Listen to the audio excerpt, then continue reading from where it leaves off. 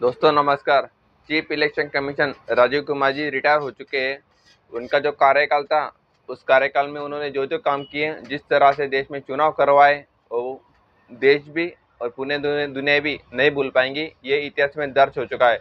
तो चलिए जानते हैं अब जो नए चुनाव आयुक्त चुने गए हैं ज्ञानेश कुमार जी, इनके बारे में जानते हैं और ये इनकी नियुक्ति कैसे हुई। तो वीडियो थोड़ा लंबा बनने वाला है, आप वीडियो में बने रहिए। और अगर चैनल पर नए हैं तो चैनल को सपोर्ट कीजिए, लाइक कीजिए, शेयर कीजिए और सब्सक्राइब जरूर कीजिए। तो चलिए दोस्तों, अब देश में जो चुनाव आयुक्त की नियुक्ति का पंच जो फंस चुका है, देश के प्रधानमंत्री नरेंद्र मोदी जी, एक कैबिनेट मंत्री और एक विपक्ष का नेता, ये तीनों मिलकर चुनाव आयुक्त की नियुक्ति करेंगे। लेकिन जो फैसला होगा बहुमत से होगा, यानी कि अगर नरेंद्र मोदी जी और कैबिनेट मंत्री जी जिनको भी चुनना चाहे उनको चुन सकते हैं। अगर विपक्ष की ना भी है फिर भी उसका कोई मायने रखा नहीं जाएगा। तो इसी तरह से जो ज्ञानेश कुमार जी, इनकी नियुक्ति हो चुकी है। नरेंद्र मोदी जी और अमित शाह जी, इन्होंने ज्ञानेश कुमार जी को चुना और विपक्ष ने आपत्ति जताई। विपक्ष नेता राहुल गांधी जी ने ट्रोल किया है और एक असहमति पत्र भी जारी किया है।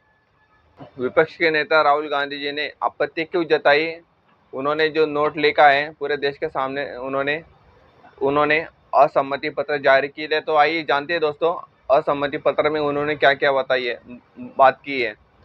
तो दोस्तों, जून 1949 में संविधान सभा में स्वतंत्र चुनाव आयोग के गठन पर बात करते हुए डॉक्टर अंबेडकर जी ने भारत के लोकतंत्र और चुनाव आयोग के काम में कार्यपालिका की दखल के बारे में चेताया था। कार्यपालिका की दखल अंदाजी से आजाद एक स्वतंत्र चुनाव आयोग का मूलभूत पहलू है। उसके चुनाव आयुक्त और मुख्य चुनाव आयुक्त की नियुक्ति की प्रक्रिया 2 मार्च 2023 को सुप्रीम कोर्ट की संविधान बेंच ने फैसला दिया कि इन सभी की नियुक्ति एक ऐसी समिति द्वारा की जानी चाहिए जिसमें प्रधानमंत्री, नेता प्रतिपक्ष और भारत के चीफ जस्टिस शामिल हो। सुप्रीम कोर्ट के फैसले में करोड़ों मतदाताओं की बेचैनी देखी जा सकती थी, जो भारत के चुनावी प्रक्रिया की अखंडता को लेकर चिंतित थे। पब्लिक सर्वेक्षणों में भी पाया गया है कि भारत की चुनावी प्रक्रिया और संस्थाओं में मतदाताओं का विश्वास कम होता जा रहा है। अफसोस, सुप्रीम कोर्ट के फैसले के कुछ समय बाद ही अगस्त 2023 में भारत सरकार ने एक विधेयक की अधिसूचना जारी की, जिसमें सुप्रीम कोर्ट के आदेश और उनकी भावना को किनारे कर दिया गया। सरकार ने नियुक्ति के लिए बनाई जाने वाली समिति का पुनर्गठन किया और चीफ जस्टिस को हटाकर एक केंद्रीय मंत्री को शामिल कर दिया। यह सुप्रीम कोर्ट के आदेश और भावना का घोर उल्लंघन है। इस सरकारी आदेश को एक पीआईएल द्वारा चुनौती दी गई। सुप्रीम कोर्ट ने कहा है कि वे इस मामले पर 19 फरवरी 2025 को सुनवाई करना चाहते हैं।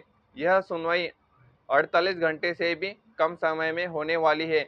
इसलिए कांग्रेस पार्टी का मानना है कि अगले मुख्य चुनाव आयुक्त की नियुक्ति को सुप्रीम कोर्ट की सुनवाई तक टाला जाए और यह मीटिंग बाद में रखी जाए, जिस समय इस समिति की संरचना और अगले मुख्य चुनाव आयुक्त की नियुक्ति की प्रक्रिया को सुप्रीम कोर्ट में चुनौती मिली हुई है और उस पर सुनवाई होने वाली है। उस समय इस समिति का नियुक्ति की प्रक्रिया के साथ आगे बढ़ना इस देश के संस्थानों और निर्माताओं के प्रति अपमानजनक और अभद्र होगा।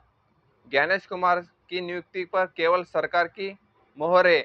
उनका चयन प्रधानमंत्री जी मोदी और गृह मंत्री अमित शाह की पसंद से किया गया है। तो दोस्तों, ये राहुल गांधी जी, जो कि देश के नेता विपक्ष है, उन्होंने असहमति पत्र जारी किया था और पूरे देश के सामने रखा भी है। यह हिंदी अनुवाद था।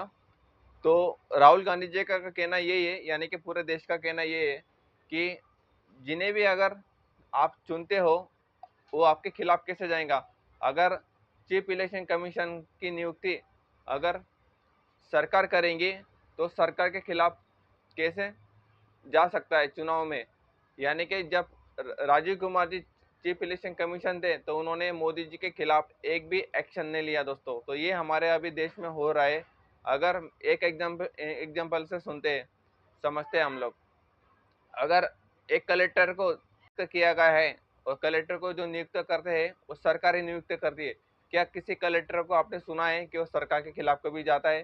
तो अगर कलेक्टर को नियुक्त सरकार करती है और कलेक्टर सरकार के खिलाफ नहीं जा सकता है, तो उसी तरह से अगर मोदी जी किसी चीफ इलेक्शन कमीशन को नियुक्त करते हैं, तो जब देश में कोई भी चुनाव होगा, छोटा से छोटा से बड़ा चुनाव अगर होता है, उस चुनाव में अगर मोदी जी जो भी कुछ भाषण देते हैं, कुछ भी अगर चुनाव में धांधली का कुछ करते हैं, तो chief election commission Modi ji के खिलाफ जाएगा। ये मेरा सवाल है और पूरे देश का सवाल है दोस्तों।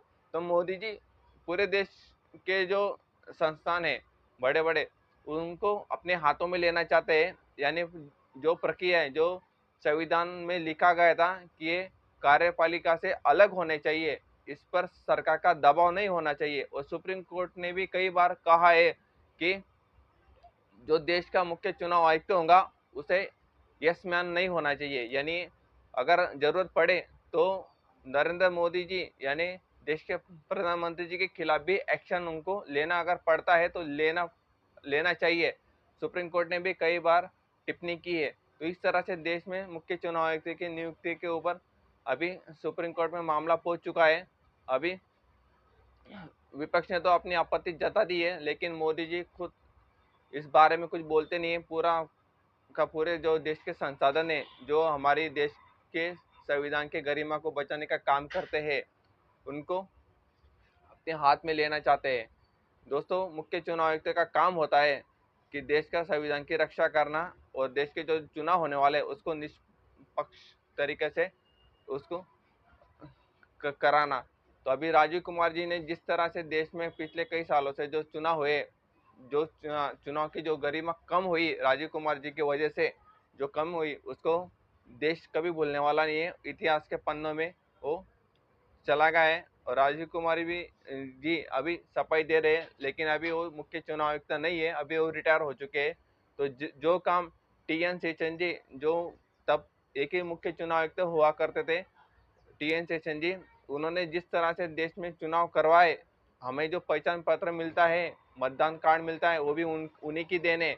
उनके जैसा आज तक मुख्य चुनाव आयुक्त देश में नहीं हुआ दोस्तों। उन्होंने जो काम किया, चुनाव में जो सुधार करवाए, वो चुनाव में जो सुधार करवाए आज तक किसी मुख्य चुनाव आयुक्त ने नहीं करवाए। अभी ज्ञानेश कुमार जी, इनको मोदी जी और अमित शाह जी इन दोनों ने ही चुना है। अभी ये क्या काम करते हैं अभी देखते हैं। फिलहाल तो मामला सुप्रीम कोर्ट में है और सुप्रीम कोर्ट में अभी सुनवाई होने वाली है। अगर सुनवाई होती है और सुप्रीम कोर्ट के जो चीफ जस्टिस है खन्ना साहब जी, खन्ना साहब क्या फैसले लेते हैं, इनके ऊपर पूरे देश की नज़रें गड़ी हुई है। क्या फैसले लेते हैं या दोस्तों, अगर देश में चुनाव निष्पक्ष तरीके से नहीं होंगे तो लोकतंत्र बचने वाला नहीं है।